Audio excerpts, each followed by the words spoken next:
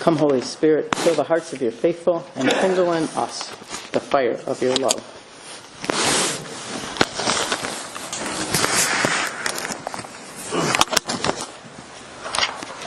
Well, when I was growing up, my first 18 years, I had my grandma with me before we lost her.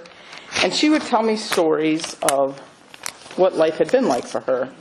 And she was widowed at a pretty young age. I'm not sure how old she was, but my mom was only 15 months old. So she had a young child, and that was probably been 26 when my grandfather died. And so just before the Depression, and then the Depression happened, and she worked from like 5 in the morning till 9 at night. She worked at the family bakery. She took in laundry. She took in boarders. She just did whatever was necessary to keep a roof over their head. And she did, and even, amazingly so, and kept her faith. But she used to talk to me and tell me that once you die and are on the other side, you can't come back. And I was like, how do you know? Because she said, Ed would have. That was my grandfather. She said, if you could have come back, Ed would have. And so she kind of set in my head, long before I really processed this gospel, where Jesus is telling them there's this chasm fixed between this world and the next. My grandma kind of set the tone for me that, once you're gone, you're gone. It's like this is the only life we get. And we don't get a do-over. So how are we going to live this life? Once again, Jesus is talking to us. It's Luke's gospel, so we get a lot about money, a lot about healing. And again, he's reminding us that it's not important what we accumulate. It's how we use our money and how we stay in relationship with others that is the important thing. I was listening to some commentary this week, and one of the guys said, Martin Luther King said, you cannot feed everyone, but you can feed the guy at your door. One of my friends is a priest in Baltimore, and he just keeps a box of peanut butter crackers in his car. And so when beggars come up to his window, he hands them something to eat. Because it's one of the dilemmas, I think, one of the hardest dilemmas of being a priest is all the people that come to the church looking for money. I cannot tell you how many people have called asking me for rent assistance in the last month or so. So many. I mean, Karen even gave me a printout of all the money I've given away in my discretionary fund this year. It's a lot. So thank you for donating it to me. I try to use it wisely. These are tough economic times for people, and the need is great. And no, I can't pay everybody's rent, but I can help somebody with 100 here and 100 here, thanks to your generosity, and I do. And Jesus didn't say, help the people that deserved it. He said, help the people that need it. And if you're sitting in a position of having enough, and most of us are sitting in a position of having more than enough, how do we use that wisely for the benefit of others? I can tell you there are people in this country and in this town that don't have enough. I mean, that's why we do the food pantry thing. Next week, it's your chance. Bring food. It's the first Sunday of the month.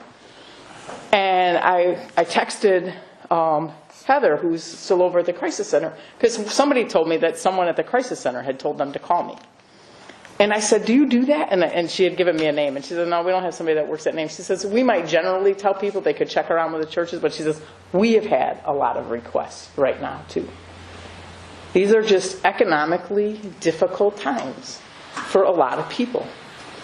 And so, once again, Jesus is kind of hitting us in our pocketbook, hitting us in our wallet, saying, what you do with your money in this world matters. And no, we don't get a do-over. And remember, I'm always guided, and Karen has told me she wishes I would forget it, but Matthew 25, where Jesus says, whatever you do for the least of these, you do for me. And whatever you don't do for the least of these, you don't do for me. So whether I'm in traffic, not wanting to let somebody in, or having the option to let somebody in, or whether it's somebody calling the church saying, can you help me with my rent? Or do you have gas cards? And I don't have gas cards, but I have gone to Meijer and followed somebody over and filled up a tank of gas now and then. But it's the toughest part of my job, to know who's legit and who's just one of these people that spend their time working the system instead of working. They are out there. I know that. But there are some people who legit are in trouble, have fallen on hard times, maybe are working 2 or 3 jobs, trying to balance that with their children. One of the women who called was in a domestic violence situation that she was trying to get out of and rent a room. You name it, I've heard it. And it's hard to discern, but I don't know that it's so important that I know if people are legit or not. But what's my attitude toward them? Do I treat them like the rich man did Lazarus at his gate, where I just walk around them and basically ignore them while I eat and have my fill and let them just be hungry with dogs licking their sores at their gate? Doesn't seem like a very friendly way for the church to act, or for me as a priest to act, or just as a Christian, to ignore those in need. It's like we don't have a lot of wiggle room. I'd like some. I would like some wiggle room on this, because, the need out there is great. Do we have to help everybody? We can't. I think, but I think we need to maybe take off our blinders so that we really can see the people around us that are in need. It's tough to look at. I remember earlier this year when some of the migrants were trying to flee bad situations. Remember the father and the daughter dead in the weeds trying to cross the water, and they didn't make it.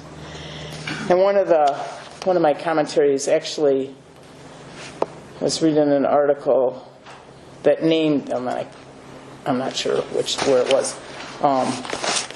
It was in the Christian Century. Yes, it was in June, and it says, think of the jarring photograph released in June of the father and daughter drowned in the Rio Grande River while trying to cross the border into the United States. Regardless of your stance on immigration, the image puts in stark relief that this is indeed an issue that affects real lives. And now give them names: Oscar Alberto Martinez, Ramirez, and 23-month-old Valeria. These are not hypothetical deaths, and whatever our response is as believers, it should not be purely philosophical. Think about ministries that want to end homelessness without being in relationship with the homeless people in their neighborhood. Think about the last homeless person you saw and whether you thought about their name or their story. See them. Jesus indicates in Matthew 25, and you see me. In this week's story, Jesus is pushing us into the vulnerability and risk of relationship. What the rich man misses is not merely a chance to distribute his wealth, but a chance to encounter the living God. And I think we forget that in each person, we're seeing a piece of God. Each person alive in this world, whether they know it or not, is there and alive by the breath of God.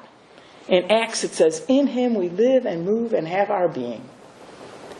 Each one of us is carrying the breath of God in us. So we can't look at another person and be indifferent. Well, we can. And we do. But God is challenging us not to. Because each person matters. Each person is beloved by God. Each person, God knows their name. Long before I knew who Oscar and Valeria were by name, I saw that picture and was just mortified that we have such a broken system that we can't figure out a way to fix it so that people can get help sooner. And I know everybody wants people to come in the country legally, and I'm fine with that. But there are so many people in desperate situations. Think of what you would do if your children were in danger. Is there any length you wouldn't go to get them to safety? These are hard choices that we're faced with in this world. And we, being in America, are in one of the wealthier countries, so it's a place where people have often wanted to go. Although, with the amount of gun violence in our country now, we've ended up on the dangerous country to visit list. And isn't that something? Which saddens me, because I think it's a problem we could clean up and make a huge difference in if we really wanted to. But the will isn't there to make a difference, or it would have happened already. When those first graders at Sandy Hook got killed, they would have passed some meaningful legislation to get the I don't know the proper terminology, if it's automatic weapon or semi-automatic, but weapons that were meant for war and mass destruction. We would have done something to get them out of the hands of common citizens, and we haven't. And then after shooting after shooting after shooting, we still have not addressed that issue. So as much as we are the land of plenty, in terms of food and abundance and land that can grow good crops, we're also the land of plenty in terms of weapons of mass destruction, which is crazy. It's a broken, broken world. And yet we know Jesus. We have the light of the world living in us. And we're called to make a difference. Like I said, my grandma, at a time that there was economic difficulties in the country, she worked hard and she took in borders and she helped other people. She took in people's laundry. Like I said, she worked her fingers to the bone. Made sure that my mom was well cared for and got a college education. She worked hard. And yet she had such faith. She never felt like God abandoned her, even though her husband had died so young.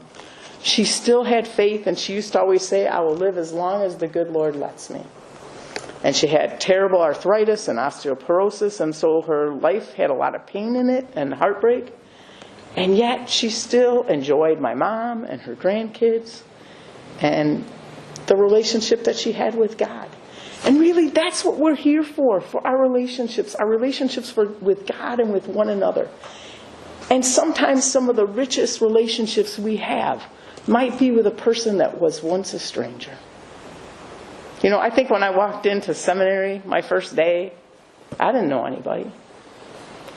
And a few of those people I met in seminary are some of my best friends today. You know, and we had common purpose. I used to say, I feel like the ugly duckling that found my swans. Because I always felt a little out of beat with the rest of the world. And I got to seminary and met people that had like hearts and faith and just a kind of similar drive to share it that I had. It was an amazing thing. And the people around us, whether we know them or not, are unique and beloved by God and gifted in so many ways. What might we be missing as we try to not look at the beggars at our doorstep? What gifts are we missing? And you've heard the stories. I mean, there was that one guy that was begging somewhere, and they discovered he had an amazing voice. And they got him doing commercials now. You know, and I mean, it was like, here was this guy who was down and out on his luck, and suddenly his life was transformed by somebody taking an interest in him and making a few calls and getting some connections and getting him a job. We all have connections. We know people that know people. We've heard of job opportunities.